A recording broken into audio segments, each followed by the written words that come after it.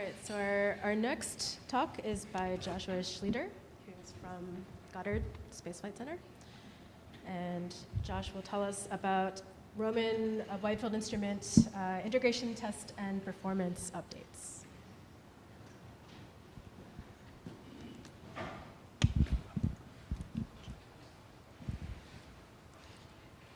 Cool. Thanks, Ami, for the introduction. Thanks, everybody, for being here. As Julie said earlier, this is really the big conference for Roman every year, where we get to hear about mission updates and all of the excellent science that this mission is going to do. And it's my honor today to be able to present to you current status of our wide field instrument integration test and some information about its performance. The slides you're seeing here were not only put together by me. There's a lot of input from Ami Choi, who's up here in the front, and Eric Schweitzer, who I think is dialed in online. And I'm also representing very, very large teams of technicians, engineers, and managers at Goddard Space Flight Center, BAE Systems, and our vendors across the world. Okay, so the Roman wide field instrument we heard a little bit about before. Here is our observatory. The wide field instrument sits here underneath the telescope. If you pull it out, this is what it looks like. Primarily what you're looking at are thermal radiators that face cold space to cool the electronics in our detectors. As I said, this is a key project led by NASA Goddard with major contributions from our industry partner BAE Systems. Instrument overview, I think we've already heard about this, but at the heart of this instrument is a focal plane array of 18 4K by 4K visible infrared detectors. You put this all together and we end up with a large field of view with 300 million pixels at a pixel scale of 0.11 arc seconds. We're very stable. Our Geistar sensing is interleaved with science collection. We have an element wheel with 8 imaging filters and a prism and grism for spectroscopy and a blank position for darks, flat fields, and other calibration, which is driven by our internal relative calibration system. And as I mentioned, this whole thing is passively cooled. If you want more details, I encourage you to check out this website or come talk to us here at the meeting. So if we take that instrument and we slice it in half vertically, this is what's inside. It's rather complicated, but the main components are labeled. And not shown here is what's called the warm electronics module, which is our instrument command and data handling box, and also the mechanism control electronics box. And that's actually housed in a separate bay in the spacecraft bus. So what does some of this look like? So here's our focal plane array, 18 Teledyne H4RG-10 detectors with 10 micron pixel pitch. They're very pretty. They're blue because of an anti-reflection coating. They're very sensitive in the infrared. Here's our element wheel. It's about the size of a mountain bike tire. For context, we have our 8 imaging filters spanning from about half a micron up to 2.3 microns, and then our prism and grism for full field spectroscopy, and then our dark element, which is this opaque piece of metal right here, which blocks off light to the detectors. So where are we now in terms of integration and test? So the positive sort of win that we can all celebrate is that this instrument has been fully integrated at BAE Systems, formerly known as Ball Aerospace, and it's been successfully tested and cleared key phases of environmental testing. Those phases were first a thermal vacuum test in fall 2023, where we put all of this together and tested it for the first time. We established a pre-environmental baseline performance, and we did a bunch of risk reduction activities to make sure that when we went into our second TVAC campaign, which is our run for the record verification test, that we knew what we were doing. We did a vibration test and acoustic test in January 2024 to simulate the harsh launch environment. So when you get launched to space on a controlled explosion, you have to be able to survive that, and that's what these tests are designed to do. Then, earlier this year, we had our thermal vacuum test number 2, where we checked our environmental baseline against a post-environmental baseline performance, and we did run for the record tests for requirements verification and calibration. Then after that, we did electromagnetic interference and compatibility testing to make sure that the instrument wasn't going to interfere with itself or generate unwanted noise otherwise. So this is all now complete, and we've passed all of this. So in our TVAC testing, we had a rather complicated setup that included 3 main components: our telescope simulator called the Source, the wide field instrument cold sensing module, and the warm electronics module down here, and then our cryo target, which is a system of cryocoolers that provides a cold target for this instrument to radiate into. Our telescope simulator, the source, the stimulus of ray cones, provides very key capabilities for testing the instrument. We can put a point source anywhere in our detector focal plane. We can project diffuse light to illuminate across the field via flat fields. There's a black body element to both block light to the detectors and flood them with thermal illumination. And there's also metrology equipment to register the alignment of source to the wide field instrument. And here's a picture of source in its own separate testing at Goddard Space Flight Center in early 2023. This all performed excellently. It's now been packed up and shipped back to Goddard after successfully playing its role in both TVAC campaigns.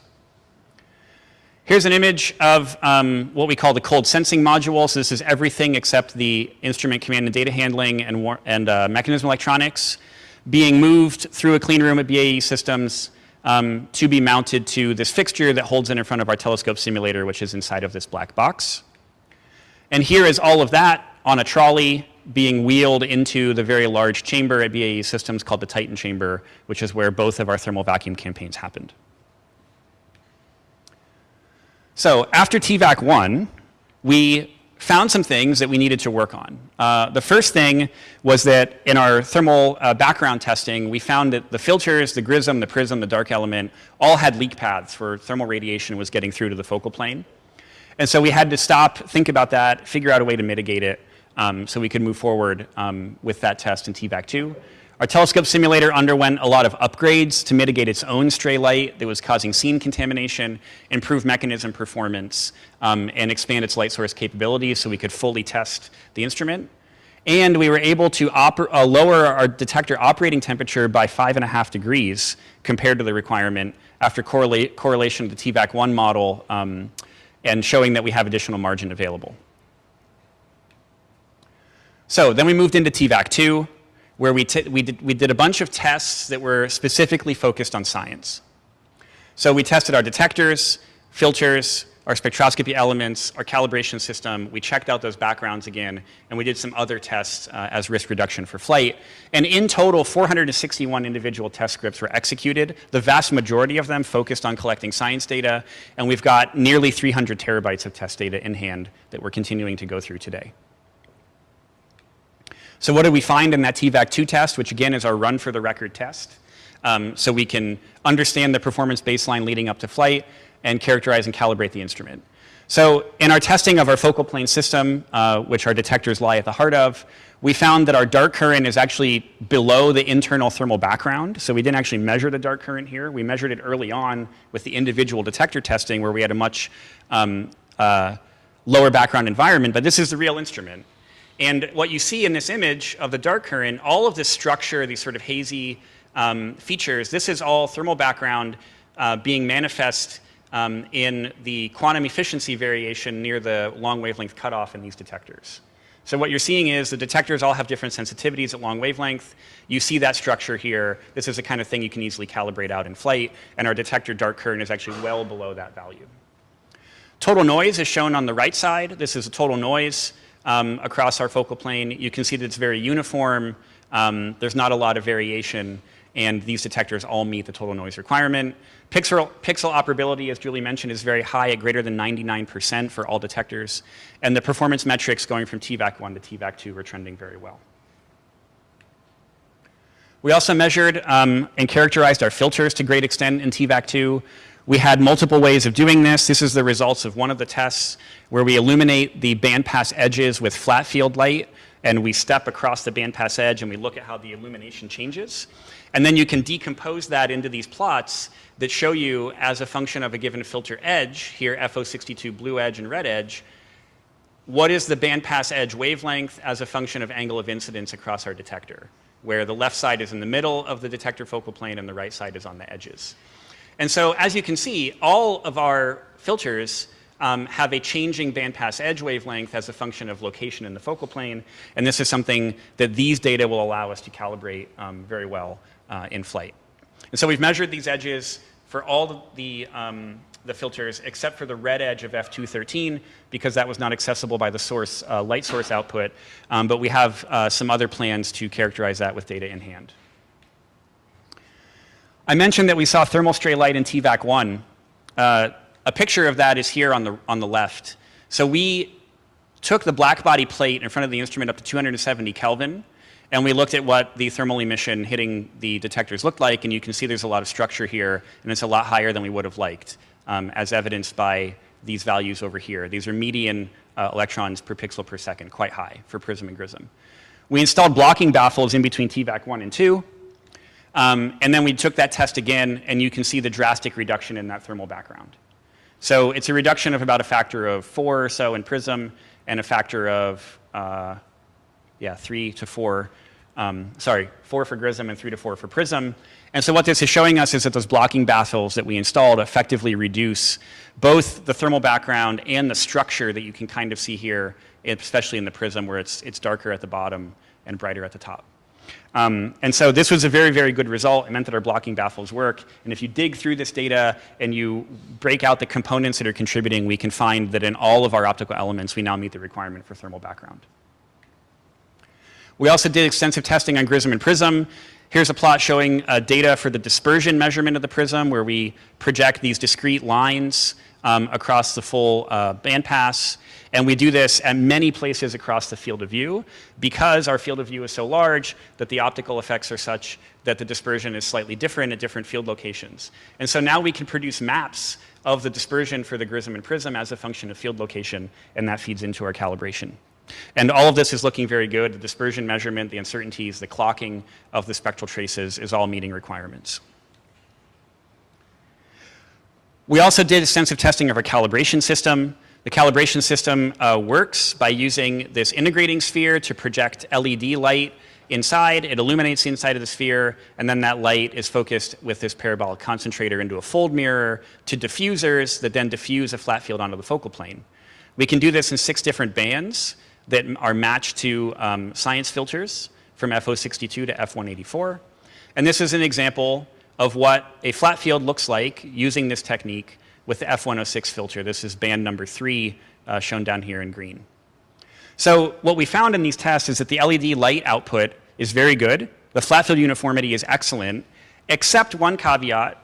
Using band 6 in the F184 filter in the lamp on, lamp off mode, we found that it was impacted by some stray light in the lower corners of the focal plane. And that would be sort of down here. You can kind of see a hint of it here with F106, but it easily meets the uniformity requirement, but with F184 in the low mode, these corners are much brighter.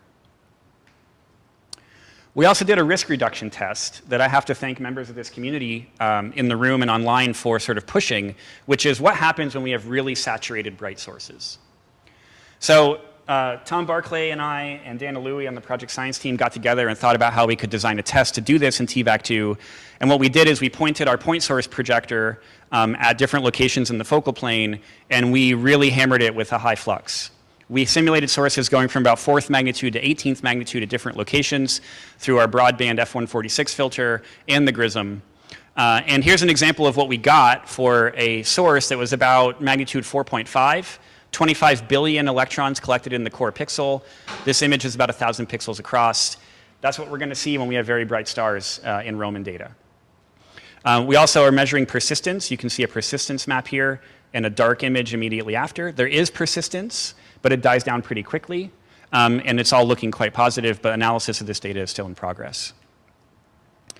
So that's where things currently stand. The instrument's been built, it's been tested, it cleared all the tests. We're getting our performance measurements from the TVAC 2 run for the record data. It's all leading into a big test, or a big review that we have at the end of the month called the pre-ship review, where we have to demonstrate we meet all requirements and talk about our plans for longer-term characterization and calibration. Then the instrument comes back to NASA Goddard for higher level integration into our payload assembly, and we're going to keep working on characterization and calibration in collaboration with the SOC and SSC partners and with everyone in the room and online as we develop our calibration plans based on the data that we've obtained. We're also thinking hard about commissioning based on these data, and all of the data that we've been collecting will be published in a series of papers for everyone to read and understand. And I'm out of time, and I will stop here.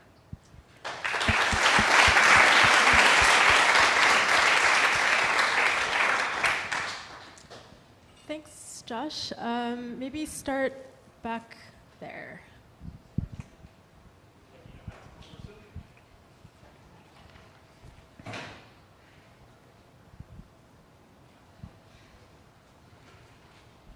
Thank you.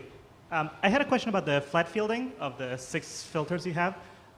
What about F213? Do you expect that would also be affected by the stray light since? Yeah, so it's a good question about F213.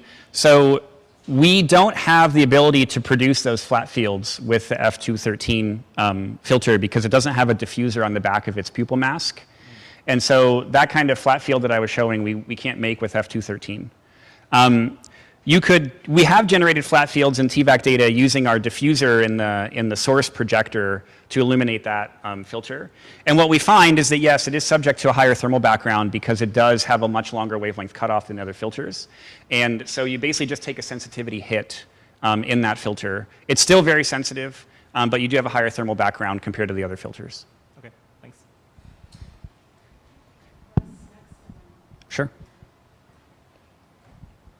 Thanks, Josh. I was curious if the measurements of the trace and dispersion for the gratings are public as opposed to sort of the engineering schematics that we've been working with. Yeah, they are not yet public, but we will be working on making those public.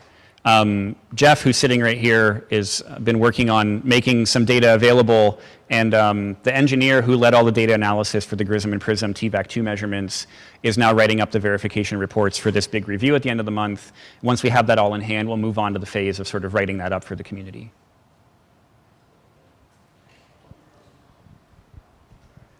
So I was interested in your ultra saturation tests. Did you collect any data that would help you determine how well you can measure the astrometry of the very bright star with its diffraction spikes? So this is a method proposed to get, mass measurements of nearby. Yeah, I'll go back to that image briefly. So here's an image that shows that very bright, approximately 4th or 5th magnitude source, and you see all these bright diffraction spikes. The unfortunate thing about this is that those are not the diffraction spikes we'll have from the telescope because we don't have the telescope in this test. So we could try to use those diffraction spikes to register exactly where the center of that very bright saturated PSF is, but it would have to be a different process than we'll ultimately use in flight because the diffraction spike pattern will not be the same as we have with the source projector here in this test. It doesn't mean we can't leverage it and use it to sort of think about how to do it properly. But I think the thing that we lose with the source projector compared to the telescope is that there's not those sort of bright spots that move outward along the diffraction spikes. And so those, I think, were a key part of that very precise astrometric centroiding. But it's something we could try with these data.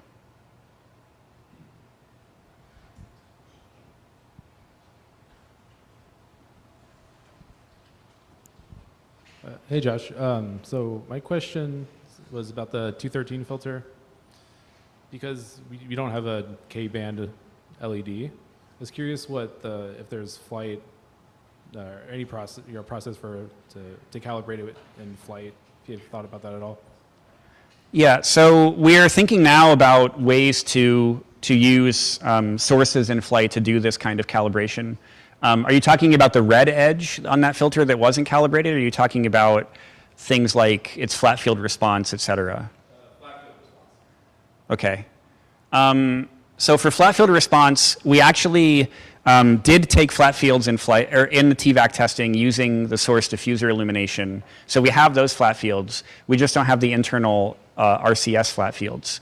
So we'll be able to work with those data along with the thermal background sort of black body plate flooding that filter with thermal radiation. And those data sets combined should give us a very good measurement of its flat field response in this ground test. And then we can use that to inform ways that we might tackle this with astronomical sources. I may not be doing the best explanation of that. You might ask Jeff in a break. I'm sure he has some thoughts on it. But yeah, it's a good question. And we're trying to do what we can with that filter, given that we don't have the full capability on it.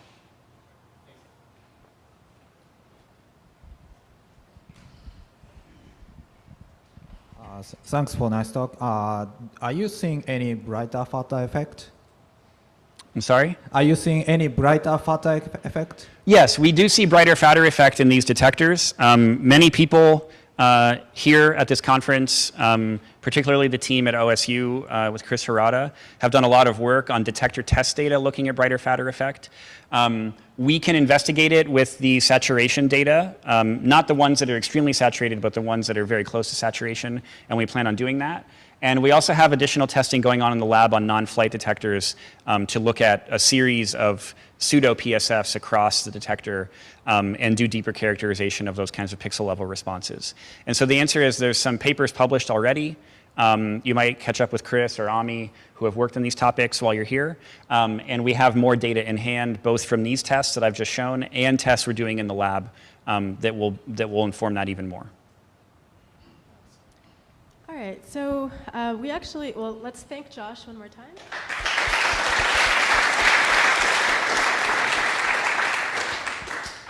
We have a little over 5 minutes for questions related to any of this morning's talks. So do people either in the room or online have any things they wanted to go back to or continuing follow-up on Josh's talk?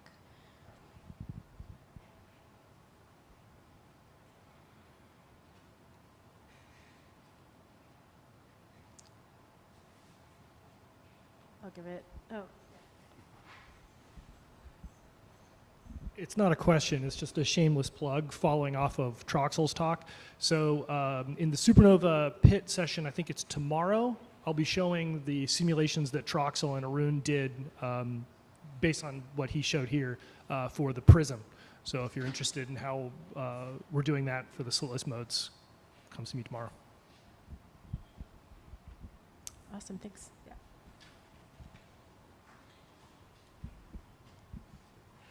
Hi, Michael Woodvasey.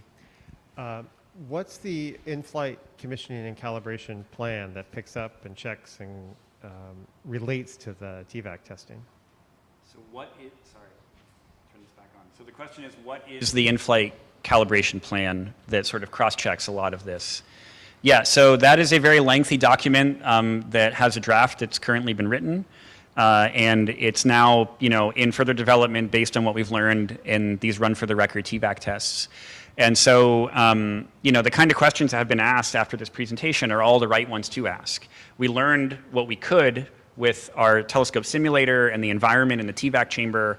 We've characterized these subsystems of this instrument as best we can, but now we have to think about what does that mean for the flight configuration and what does it mean for actually observing astronomical sources. And so that calibration plan is in work. Aspects of it are discussed in our calibration working group. And so if you're interested in that, I would encourage you to tune in. There's been a lot of discussion recently on touchstone fields in the calibration working group and what kinds of fields we will observe and revisit throughout the mission for calibration purposes.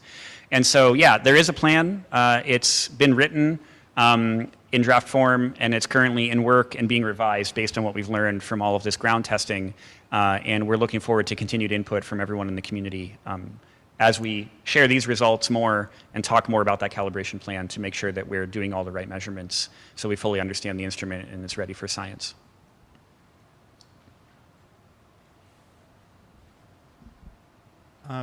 So these are all point sources. Is there any support for spatial scanning? I can't remember where that left off.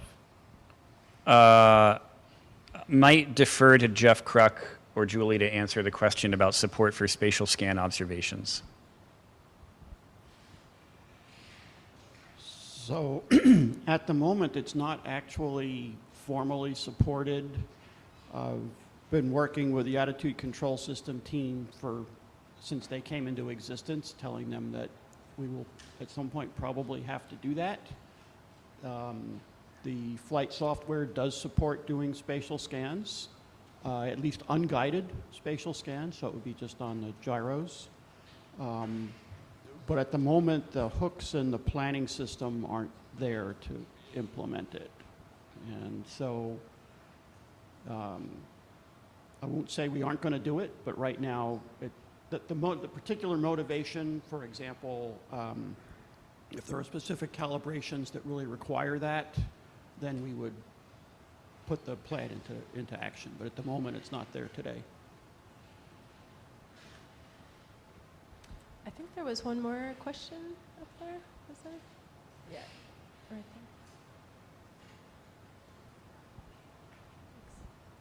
there. I was just curious. You said that the persistence goes away pretty quickly. What does that exactly mean? Like. Okay, so I did not put that plot in this talk, and that was my mistake. Let me see if I can remember exactly how this works. So there's a long story behind the persistence characterization of these detectors because it's a critical aspect of building a sensitive survey capability like the wide field instrument in Roman.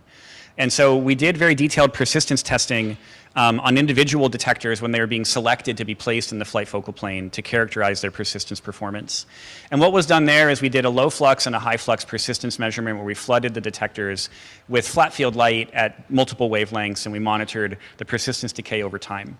In those tests, we never got up to levels that were much higher than maybe 5 times the full well of a pixel, so maybe 500,000 electrons or something.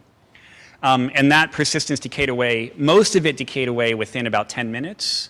And there's some tail that lingers longer than that, maybe out to 30 minutes or even an hour, but it's very low. In this test, in this particular PSF, the core pixel there is receiving about 25 billion electrons, as opposed to the something like 500,000 that we did in lab testing. And if you take these subsequent persistence measurements that we kept doing over time and we monitor the decay in the core of this PSF, we actually find that the data is pretty discrete. We don't have like a very continuous trend. But if you take what we have and you compare it to what we saw in the lab, it's almost exactly the same. So the persistence decays away quite quickly, even though we've really flooded these pixels with high flux. We're still working on that. I wouldn't take that out as sort of a ground truth right now.